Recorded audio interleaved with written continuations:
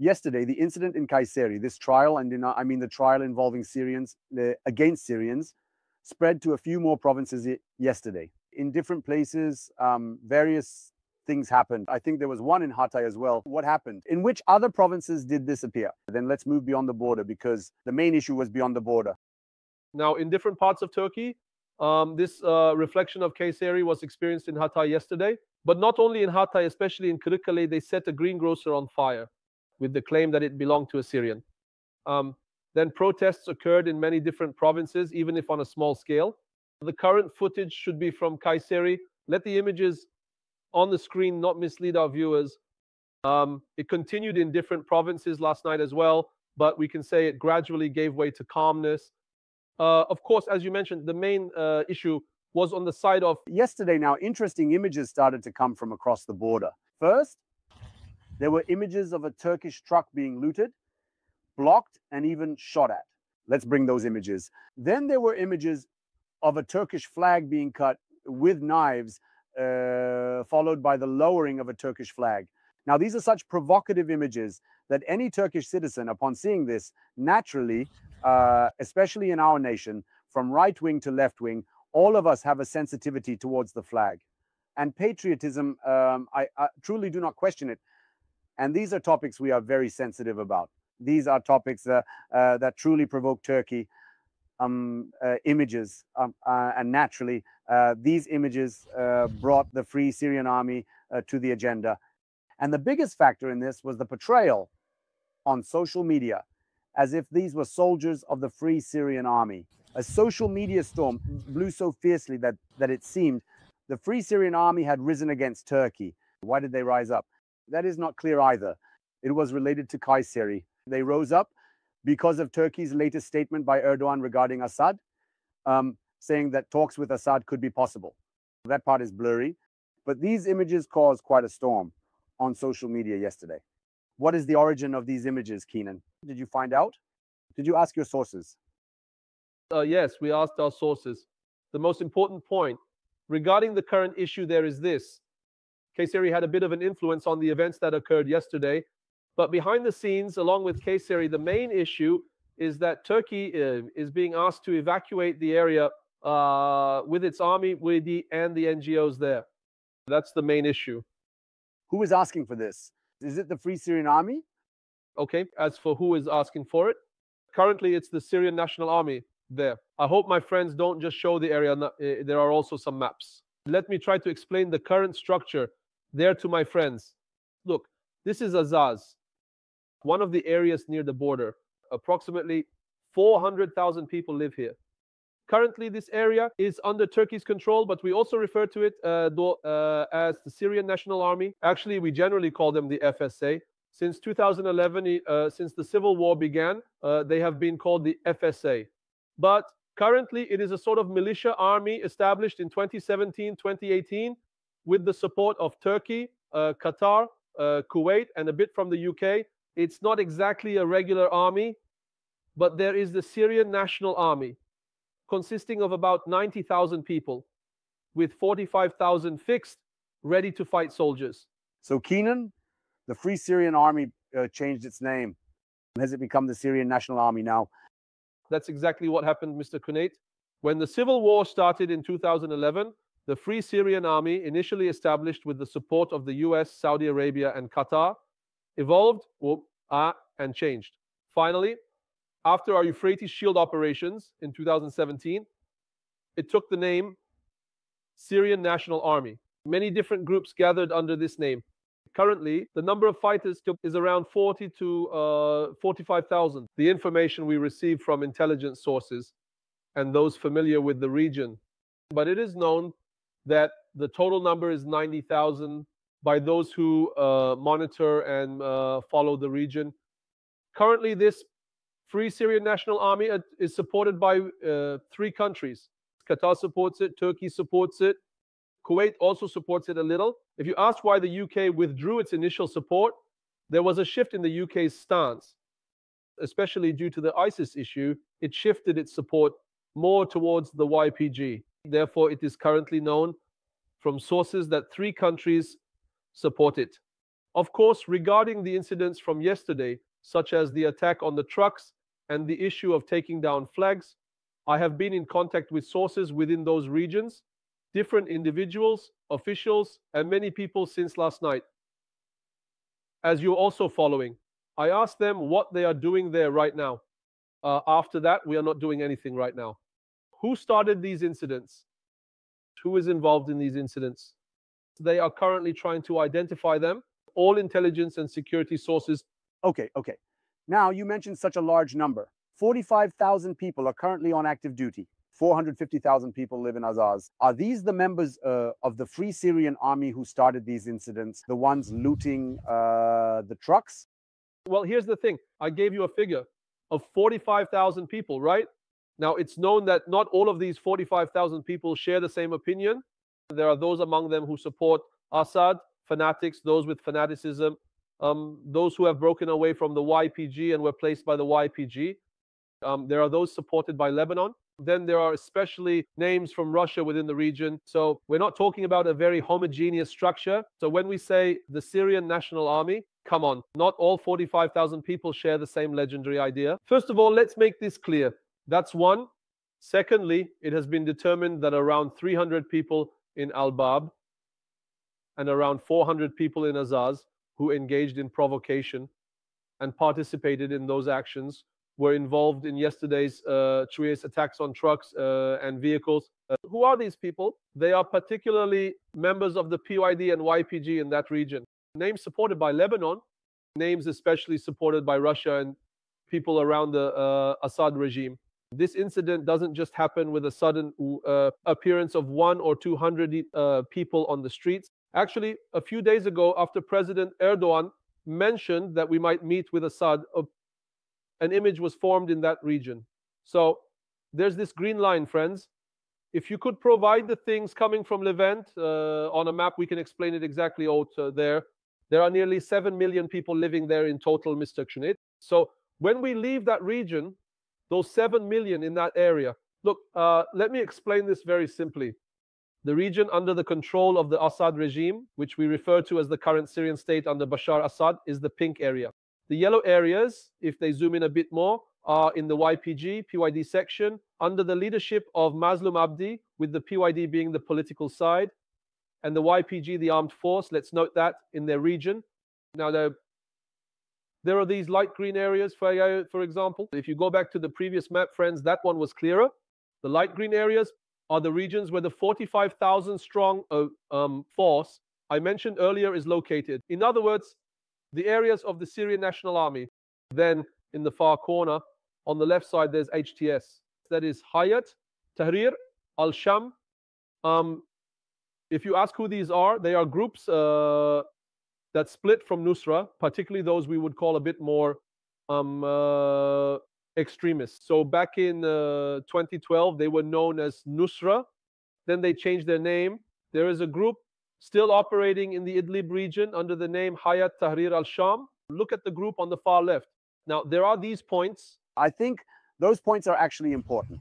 The Turkish armed forces have various bases, and these are permanent bases, not temporary ones. In fact, these people are also protecting the 7 million civilians in the green area. That is, both from the Assad regime and from the YPG, because some of them are actually in the YPG region as well. There are prisons in the YPG region too right now, aren't there? Raqqa and such, in the area controlled by the YPG and PKK. They also call themselves, what do they say? The new Syrian Democratic Forces or something like that. Yes, in Syria, especially after 2016, they changed their name.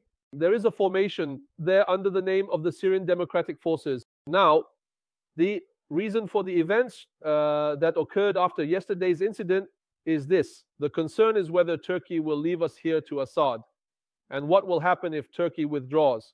And especially the effort of the YPG and PYD to take control in those regions together with Assad, because the PYD under the leadership of Mazlum Abdi has a certain logic.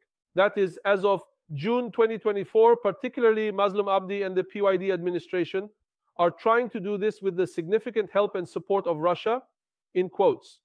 We are ready to integrate into the Syrian state's army, as long as Assad wants it. There are 5 or 6 statements from Mazlum Abdi of the PYD. But we have only one condition: grant us autonomy in these regions. They are currently negotiating this in the YPG region. I don't quite agree with what you're saying. Here's why. Let's bring up the footage from yesterday again. The way the Turkish flag was torn with knives, the flag being taken down from the pole and so on. Yesterday, I said on the broadcast that right now, Turkey's most significant fault line is the issue of migrants, the refugee issue. 10 million people spread across different parts of Turkey. Ghettos have formed. Integration has not been fully achieved. And they have established a life for themselves, living within their own communities. From their grocery stores to almost everything else, they live like a country within a country. And any provocation could ignite everything at any moment. This is pure provocation. I mean, no one would go and tear up the Turkish flag claiming to protest against Turkey. Would you tear up the Turkish flag while saying Turkey should not leave? The last thing you would do is tear up the Turkish flag. They are provoking, and it's not just the Turkish soldier being provoked, but also the Turkish intelligence officer or the person providing logistics there, not just the poor truck driver. They want to stir up trouble in Turkey because it's very easy to do. You see a single rumor emerges. All the drug addicts suddenly go and raid the homes of Syrians. So when you look from the outside, you say, wow, it seems like the whole public has risen up. No, the public is not rising up, my brother. When you look there, the ones involved in the incidents are just a few unruly individuals. But just because it's like this today doesn't mean it won't be different tomorrow. What were the events of September 6 to 7? During the events of September 6 to 7, was it the shopkeepers of Beyoğlu or the residents of Istanbul who looted Beyoğlu? No, people brought in by trucks from outside the city were let into the city. It was people of exactly this profile who looted. Now, what they tried to do yesterday was essentially to stir up trouble in Turkey, whether it's in northern Cyprus or in Syria. If the Turkish flag is torn up like this and shared on social media, there is only one purpose for it. It's actually to provoke this issue in Turkey in a way, the hot topic. But of course, with this opportunity, we started talking about the Free Syrian Army once again. So how involved are we with the Free Syrian Army? How much is the Free Syrian Army within us? And how much should we defend it, or what should we defend about it? Now I see that some people view them as murderers or whatever. But as far as I understand, the state side doesn't view them or these events in this way. How do they view it? What do the people you talk to say to you? Well, it has been determined that about 1 in 1,000 of those involved in these events are within the Syrian National Army, which generally numbers around 90,000 with 45,000 active members. Mr. Cüneyt, yesterday I asked all day saying, the flag was taken down. This was done, that was done. Right now, we are looking at who is trying to do what. What are the concerns? What are the targets? What are the goals there? Since it's a very small part, that's why there's no major rift in the National Army. It's not like the National Army in the region doesn't want us. Various meetings have been held with the commanders of that region and others. It's not just meetings being held now in that region. I mean, in that 7 million population. In the buffer zone we mentioned, in the light green areas shown on the previous maps, I said, how many soldiers are there in total? There is personnel from the Turkish state.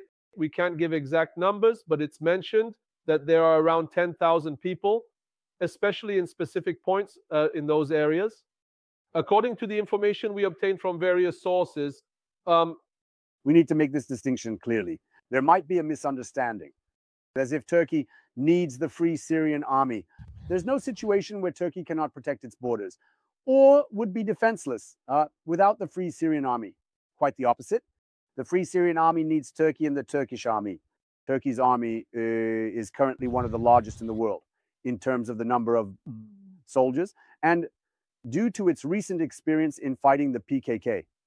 If we set aside the FETÖ issue and the 2015 coup attempt, it is one of the most advanced armies in the world in terms of combat capability. This is what we've been criticizing from the very beginning. Why do you like the Free Syrian Army or whatever they've changed their name to today? They keep changing it all the time. This is a thing. You see, they get involved in something criminal, things get messy, and they change their name. The YPG becomes the Syrian Democratic Forces. The Free Syrian Army becomes the Syrian National Army, or what? What did they say? it has become a national army. But when we look at it, if the Turkish army withdraws, Russia and Assad, never mind them, the YPG would crush them. I mean, the formation we call the Free Syrian Army. That's why it's important to position this correctly. Of course, did Turkey need the Free Syrian Army? How much did it need them? The Free Syrian Army is a paramilitary group as we know it. I mean, it's one of those useful paramilitary groups used in different parts of the world. Go to Latin America, and you'll see that such paramilitary groups are sometimes used in the fight against drugs. Or you'll see that such paramilitary groups were established during the invasion of Cuba, or there are different versions of this. For instance, like in Afghanistan or Pakistan, you established something called the Taliban. As you know, let's actually go with that example a bit. I mean, we might need to discuss and talk about the Free Syrian Army in this context. Because back in 2011, when the Free Syrian Army was first being established, we said, at least I said, because why? I am one of the few Turkish journalists who reported from Kabul when the Taliban first entered in 1996 and followed the invasion of Afghanistan. In Pakistan in 2001. I am very familiar with the developments there. Now, there might be ideological differences between the Taliban in Pakistan and the Free Syrian Army. But the example of Pakistan is a cautionary tale for all of us about what can happen to a state when it uses these paramilitary organizations. As you know, the Soviets invaded Afghanistan in 1978, and subsequently a resistance began in Afghanistan, primarily led by Afghans. And this resistance, especially in 1992, saw the emergence of the Taliban from the Pakistan border, which comes from Talib, meaning student, referring to various students educated in Islamic schools or madrasas. A structure was formed that was nurtured by the CIA, funded by American money, trained by Pakistani intelligence, and referred to by Pakistani intelligence as our boys, meaning a group they believed they could control. This structure fought in various conflicts in Afghanistan until 1996. Initially, in 1995, they gained control over 15 to 12 cities and entered Kabul in 1996. After entering, they began to harbor Osama bin Laden within their borders until the infamous September 11th attacks in 2001. After these attacks in 2001, America invaded Afghanistan, and the Taliban retreated back to the Pakistan border. And this time, America and Pakistan began to fight against the Taliban because Pakistan was somewhat like a base or an apparatus for America. In other words, it was a very useful country at that time. At that time, the Taliban, whom they referred to as our boys until yesterday, began to turn towards Pakistan and started fighting against Pakistan. And this struggle reached such a poor level that over the years, it began to destabilize the entire Pakistan. The men went and first attacked the school in Pakistan and started organizing various terrorist attacks. In Peshawar, they killed more than 140 children, initiated bombings, and attacked the airport. Over the years, they attempted an assassination on the president of Pakistan. And until yesterday, they were referred to as our boys or by the Pakistani intelligence, which is a very significant intelligence organization. In other words, it was one of the most powerful intelligence organizations in the world. In a sense, like in all authoritarian countries, the leaders controlled Pakistan through this intelligence organization. And this intelligence organization could not cope. Think of India and Pakistan, a bit like Turkey and Greece, but imagine them as even greater enemies. Visualize it. Today, India is sending vehicles into space, not just sending vehicles into space, but landing them on the moon. Meanwhile, Pakistan is constantly shaken by political instability. Therefore, even if their numbers are 45,000 or 90,000, the Free Syrian Army, right under our noses, is perhaps being kept as a useful tool in the hands of Turkish intelligence for now. But such provocations concern not just the 45,000 people there or a small region, but all of Turkey. Therefore, I believe that what happened yesterday in Kayseri and the actions taken yesterday across the border are not innocent or well-intentioned, then acts like they want something from Turkey, so they want to leave. On the contrary, these are full-fledged provocation attempts. whoever is pushing it there. Now, look, we just brought up the footage. When you see the men in uniform, you wonder, are they really from the Free Syrian Army or whatever their name is now? But then you look at and you wonder, which faction are these uniforms from? I mean, there are fundamentalists, there are radical ones there. There are also more moderate ones, right? Many different groups currently make up what is called the Free Syrian Army. Is there anything you would like to add to this, Keenan? Finally, there is a process like this. Especially what happened yesterday in Azaz and Al-Bab is known as an operation by a certain small faction supported by various countries. So when will Turkey leave the region? Or when do the state sources plan to leave? The main process there is this. 7 million people live in the region. It is known that it is currently impossible for those 7 million people to reach an agreement with Assad.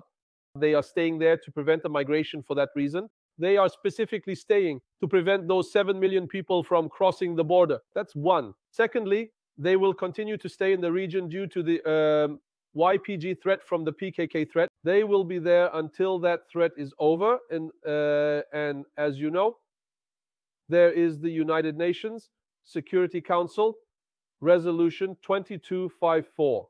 In Syria, there is a demand for democratic elections so that there won't be a sectarian-based power and everyone can freely participate in the elections. Various sources state that they can only leave once that demand is fulfilled. The process is like this. Well, thank you very much.